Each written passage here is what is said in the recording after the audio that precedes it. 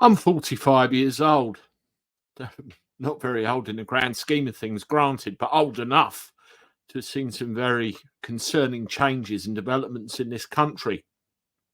And one of the things that it fills me with is fear for the next generation. What are they going to have to put up with that we never had to? What's going to happen next? I've got two kids, one 19, one 10, both young again. And what kind of world are they coming into?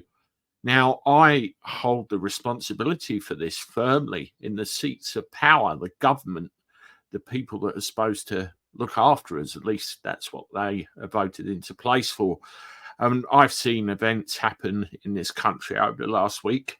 Tells me one thing: it's got to change.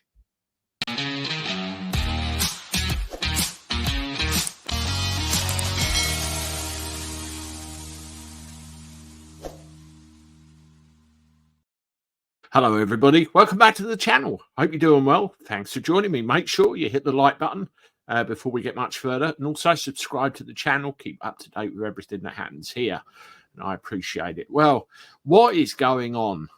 What is going on? We've got a general election coming up next year, and as usual, they're sniping and biting with each other. They really are, and it doesn't achieve anything. They just look really pathetic. And meanwhile, if we look out on the streets, we've had big problems stirred up by the mainstream media over the course of this weekend. And as you saw in an earlier video with a couple of accounts from veteran friends of mine, it was a very big nothing burger, as a friend of mine said. And meanwhile, if we look at the House of Commons, Parliament itself, there's been this reshuffle.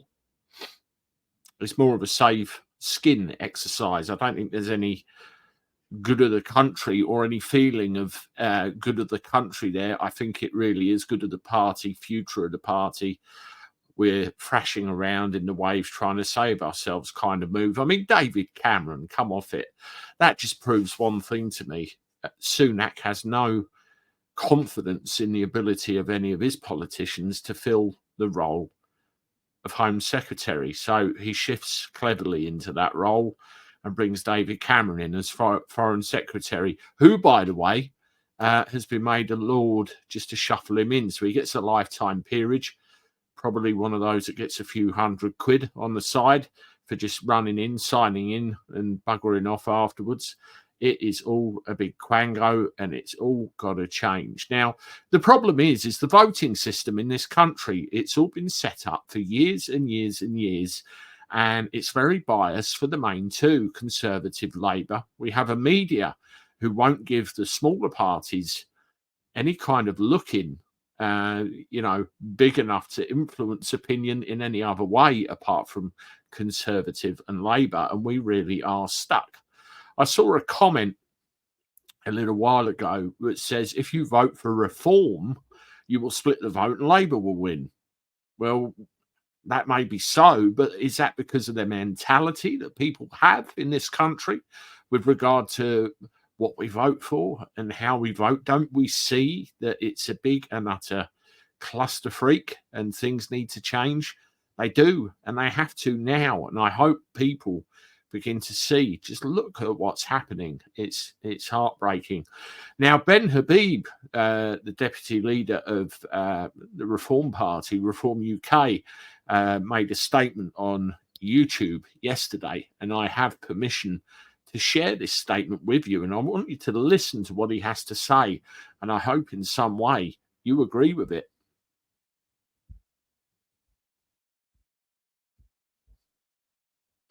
Richard Tice, who is out this morning, has asked me to do a short clip to camera to give you Reform UK's position on the extraordinary developments this morning. Well, it's been remarkable. A Prime Minister who has no democratic mandate, either from his party or, more importantly, from the people of this country, has just sacked the last Conservative cabinet minister that spoke plainly for the people of this country.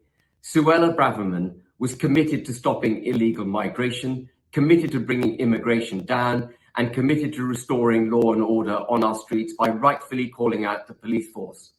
But instead of backing her, instead of allowing her to deliver those policies, he's sacked her. You will not get those policies now delivered by the Conservative Party.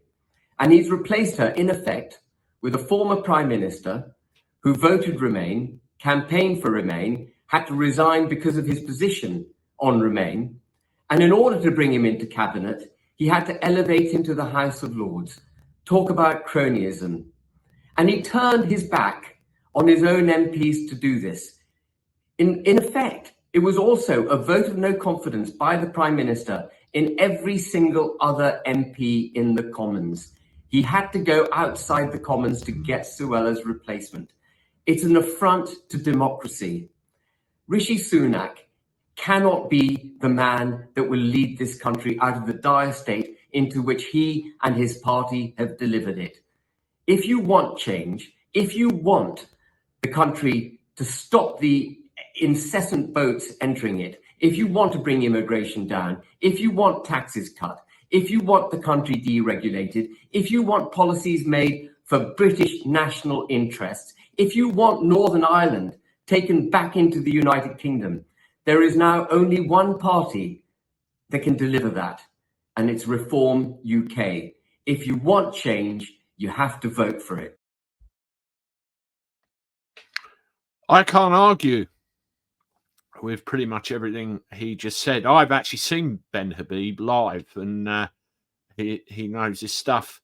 Now, the only thing that I really don't admire here is when all the parties say, if you want something to be different, then vote for us. I think enough is enough with regard to, vote for us for change. What we want to see is action. We want to see solid plans in place. We want to see unity. We want to see smaller parties working together for the common good. We want to see a concerted effort to get this changed. Otherwise, we're going to see another generation of the same old, and the problems we have in this country are going to increase. They're going to get worse. And for what? You let me know what you think in the comments. Any genuine concerns you've got. It's really reaching crisis point in my view, and enough is enough. I look forward to talking to you again soon. Toodaloo.